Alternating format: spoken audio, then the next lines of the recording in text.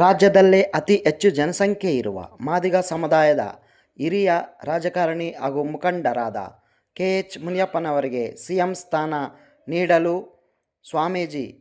ಶ್ರೀ ಸ್ವಾಮೀಜಿರವರು ಒತ್ತಾಯ. ಶಿಡ್ಲಘಟ್ಟದ ಗುಟ್ಟಾಂಜನೇಯ ಸ್ವಾಮಿ ಕಲ್ಯಾಣ ಮಂಟಪದಲ್ಲಿ ನಡೆದ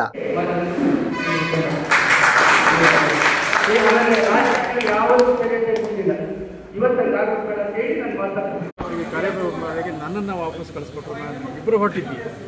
ನನ್ನನ್ನು ಬೇರೆ ಕಾರಣ ಕಳಿಸಿ ಅವರು ನಮ್ಮ ಇವರು ಸುಬ್ಬಣ್ಣ ಬಂದಿದ್ದಾರೆ. ಭಾಳಷ್ಟು ನಮ್ಮ ಜಿಲ್ಲೆ ಎಲ್ಲ ನಮ್ಮ ಮಕ್ಕಳು ಎಲ್ಲ ಇದ್ದಾರೆ.